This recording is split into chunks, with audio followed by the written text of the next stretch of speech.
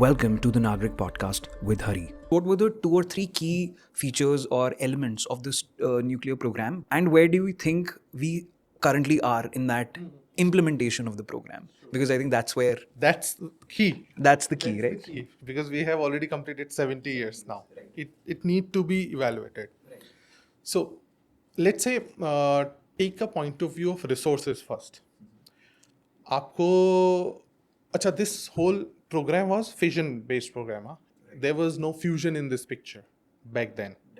So fission जहाँ पे आपके heavy nuclei break होते हैं, उसमें से एनर्जी निकलती है. You use this energy जिससे पानी गर्म होता है, स्टीम बनती है, एंड स्टीम से आपका टरबाइन चल के बिजली बनती है.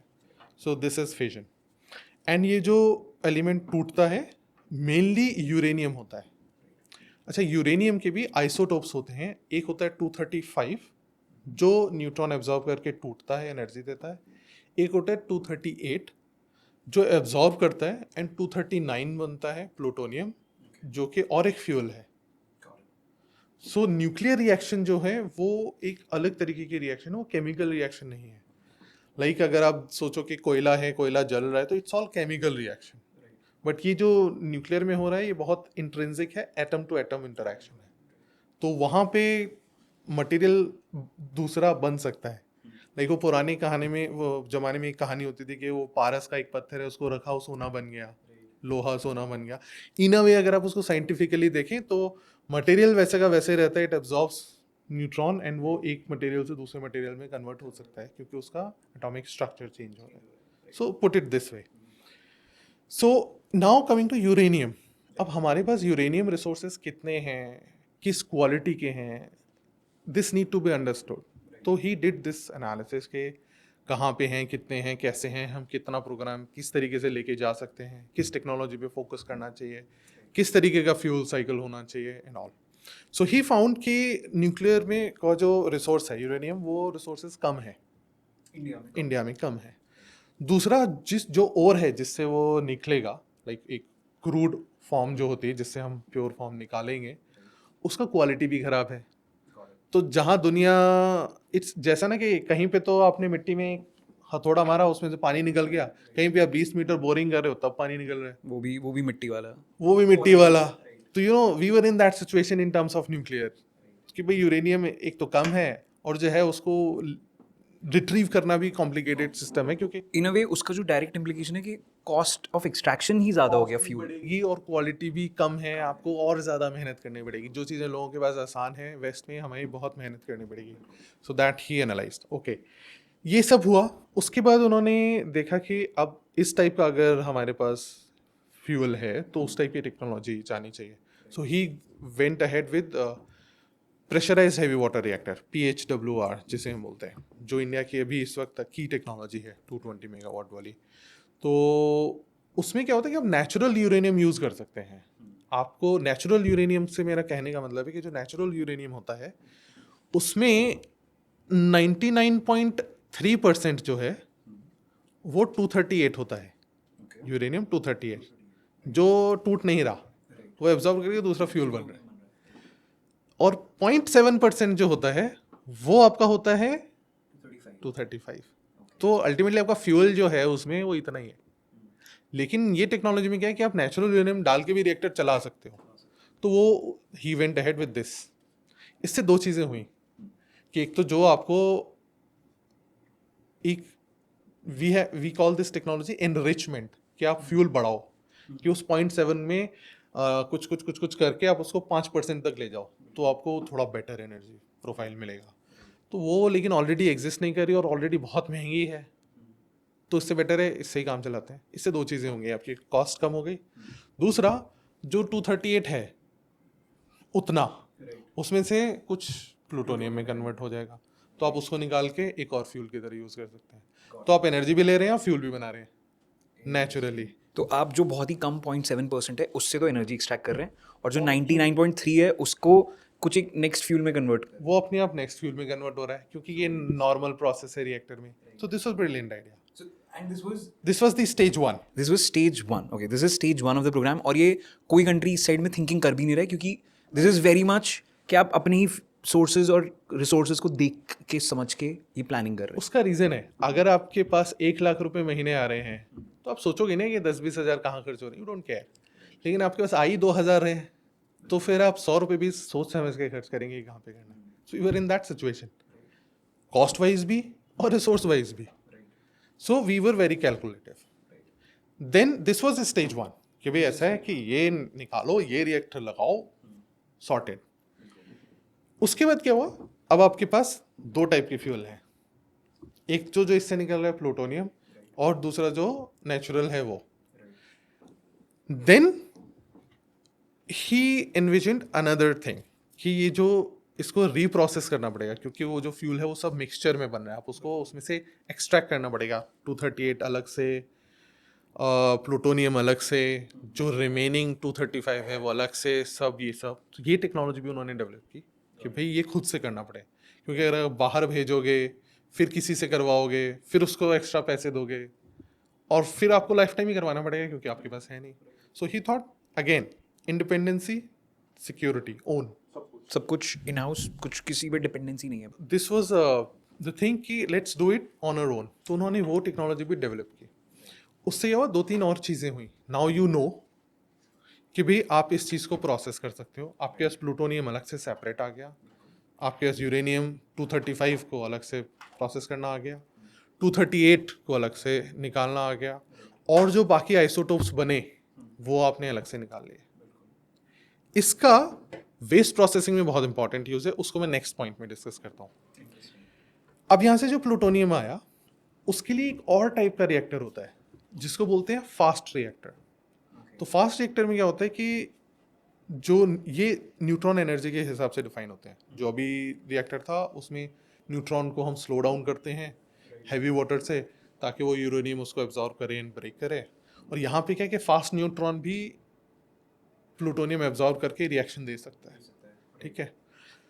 सो ही सेड सेकेंड स्टेज जो हो वो फास्ट रिएक्टर की हो, जिसमें फास्ट रिएक्टर्स में ये जो प्लूटोनियम यहाँ से आ रहा है, क्योंकि अब हम अपना फ्यूल बना सकते हैं ना, और वो फ्यूल को हम इसमें यूज कर सकते हैं क्योंकि उसमें एनरिचमेंट बहुत सही होता है।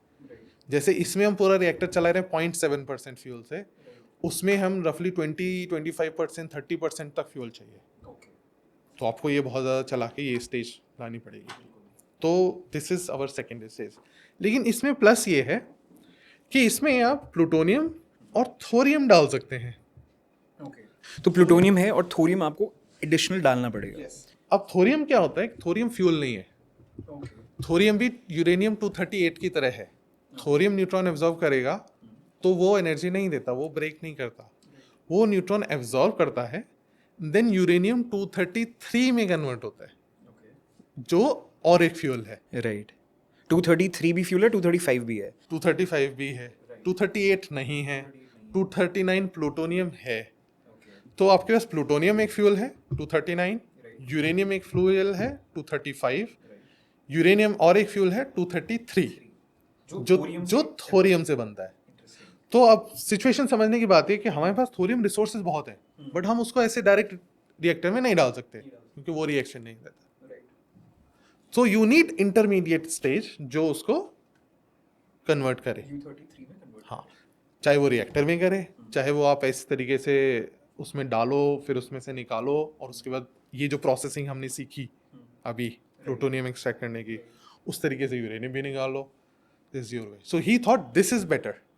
क्यों? क्योंकि उससे क्या होगा, प्लूटोनियम तो चल रहा है, एनर्जी आपको मिल रही है, साथ में थोरियम से यूरेनियम बन रहा है।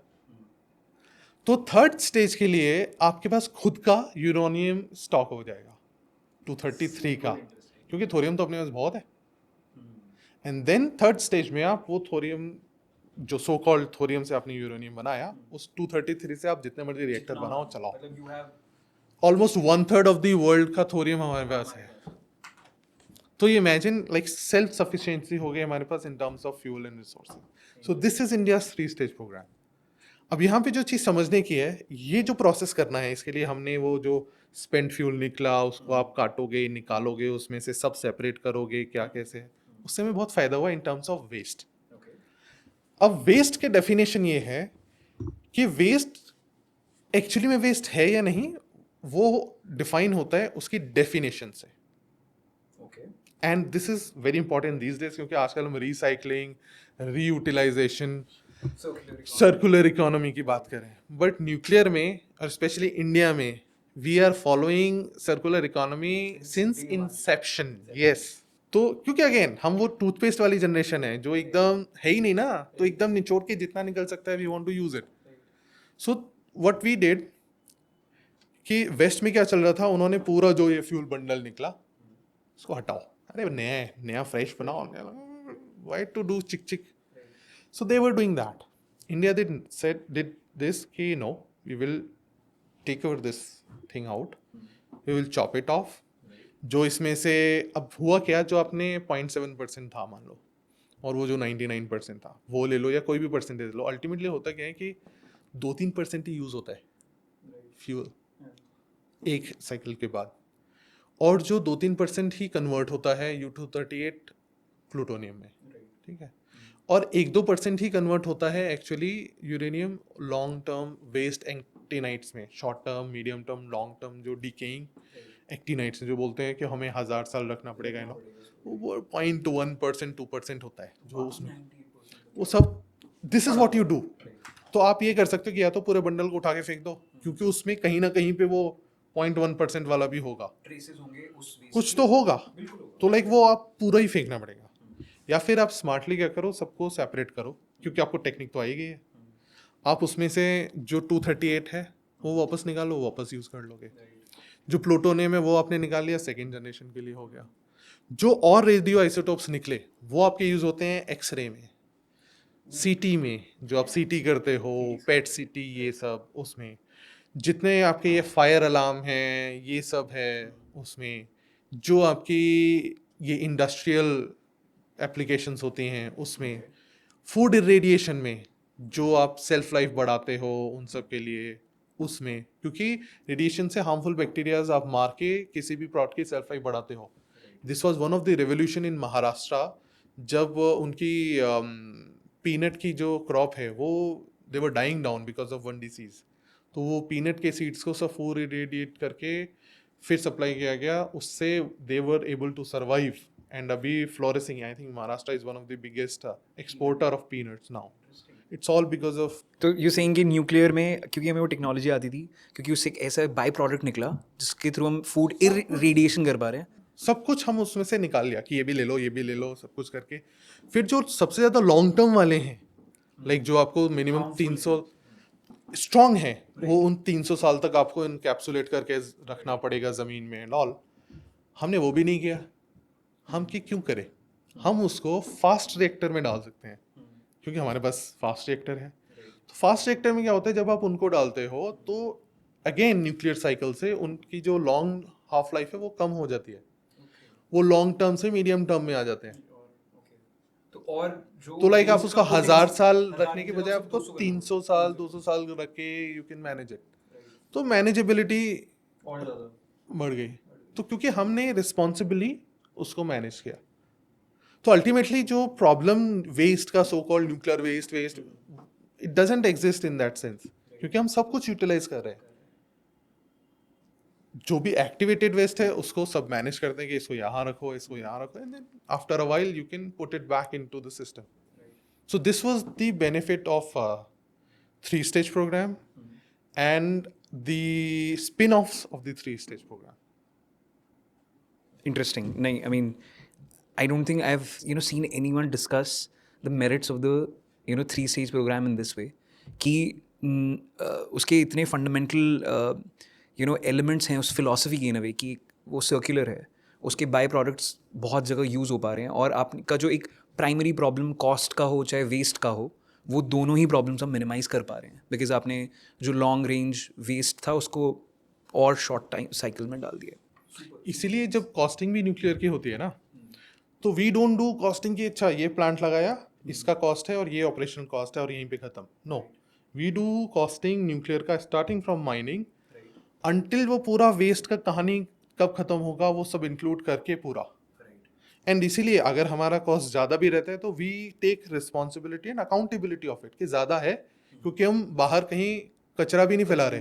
नेगेटिव एक्सटर्नैलिटी कुछ है ही नहीं हमारे इसमें। हम ये नहीं कर रहे कि जलाओ फेंको, वो तुम्हारा काम, वो तुम्हारा प्रॉब्लम है. We are not doing this. ये हमारा प्रॉब्लम है, will take care of it.